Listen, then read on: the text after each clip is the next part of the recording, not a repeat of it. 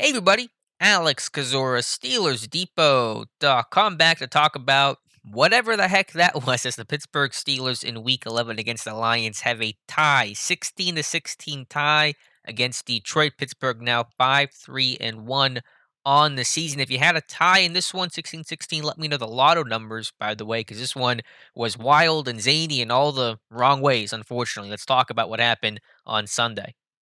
I really don't know where to begin. I'm kind of just speechless at this one, which I think is probably typical of games that end in ties. Just the overall thought, even knowing that Ben was out and Rudolph had to start and there were injuries in this game, and certainly Pittsburgh wasn't playing with a full deck, they're still going against a winless Lions team. I don't think Detroit was as bad as that winless record indicated, but whenever you're in those moments, the way that you lose those games you quote unquote shoulda won, or in this case maybe not lose but tie, but they feel one and the same. It's through a couple obvious ways. It's turnovers. Pittsburgh take or turn the football over three times in this one, two fumbles in overtime. Each of those could have potentially set up a game-winning field goal attempt for Pittsburgh. It's being poor in the red zone. The Steelers were 1 of 3. Detroit came into this game dead last in red zone defense. 83% had allowed a touchdown on 20 of 24 red zone attempts this season. Pittsburgh on the opening drive, they get seven off of it, and then they have to kick field goals their next two times down there. Obviously, it's sloppy fundamental football. It's poor tackling, which was an issue for the run defense, which was just abhorrent for the first three quarters. Luckily, got cleaned up in the fourth quarter, or else the Lions would have won this game undoubtedly. So that was a key component to not losing this game and it only being a tie. But again, it feels like a loss when it comes against an 0-8 team. I promise you, Detroit feels better about this game than Pittsburgh does, although I imagine neither team feels great. To take a step back and focusing on the offense, I thought Najee Harris ran well. They, of course, had to lean on him, and they did so early that they got away with giving the ball to Harris later in the game, partly due to game circumstance, but partly just because I think the game plan didn't flow as well, and they should have run the ball more with Harris in this one. Although he did get the ball, I think 26 times in this game. Injuries to the O line with Trey Turner at right guard, Kevin Dotson at left guard. This team only coming into the game with one true interior offensive line backup and J.C. Hassenauer. Joe Haig had to play snaps at right guard. He's done it in past years with different teams. I don't believe he's done it in Pittsburgh, not in training camp, not during the summer. At least he was a tackle only. And so you're battling through that. Of course, injuries defensively to Joe Hayden and T.J. Watt, but yeah, offensively, Mason Rudolph. I know it's a tough spot for him, but that's just a very middling performance. Nothing he did could inspire any real meaningful confidence going forward. Again, certainly not all his fault. The fumbles were super costly in this one. Obviously, none of that is Rudolph's fault, but just didn't elevate the play of guys around him. Too many missed passes, too many interceptions, almost interception type of plays. And so I just, he's an adequate backup at best, and that's really all I think he's going to be at this point in his career, which is better than how it started. I mean, at one point it looked like could this guy even stay in the league early in his career when he's going through all the young guy struggles in 2019. But that ceiling, he's at it, and it's not that exciting. Obviously, though, the rookies, you have to talk about Fryermuth with the drop and the fumble, Kendrick Green, the high snap.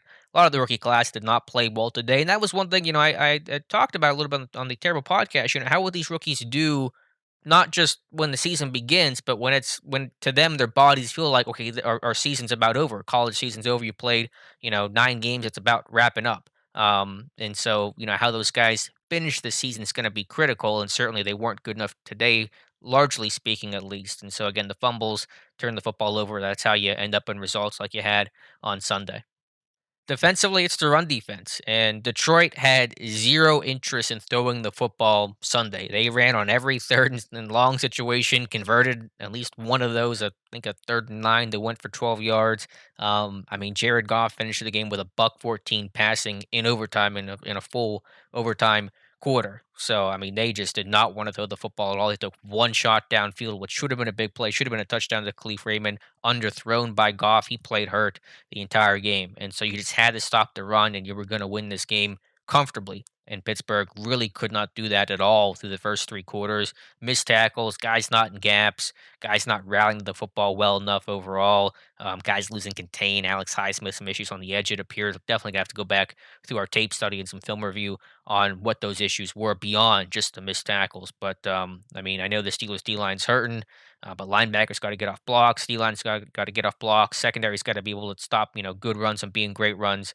Jamar Jefferson should not be running through an entire defense. He ran 4.6 coming out of Oregon State, and he's running past Minka and Terrell Edmonds. I mean, that just should not happen. Just not acceptable. So, you lose T.J. Watt. That makes things even more difficult. I understand it's a hip and knee injury for Watt. We'll see. I think he's going to have an MRI or an evaluation. I think tomorrow is what PFT's reporting. But run defense, since that Browns game, the last 2 weeks have been poor against the Bears and Lions, and it was really poor today, obviously.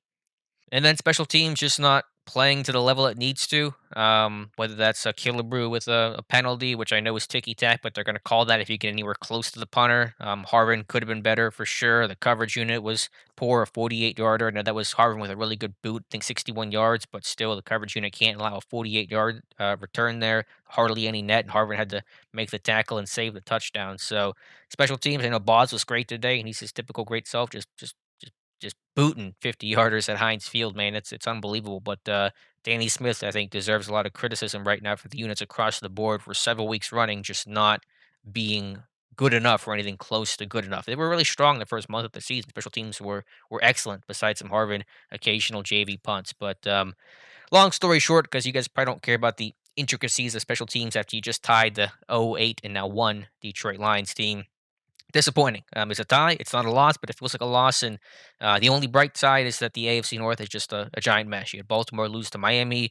Cleveland gets absolutely just blown out by New England, 45-7, and the Bengals won the week being on a bye. And so the rest of the AFC North goes 0-3. So it's a big jumbled mess. So this thing's still wide open in all the best ways and all the worst ways.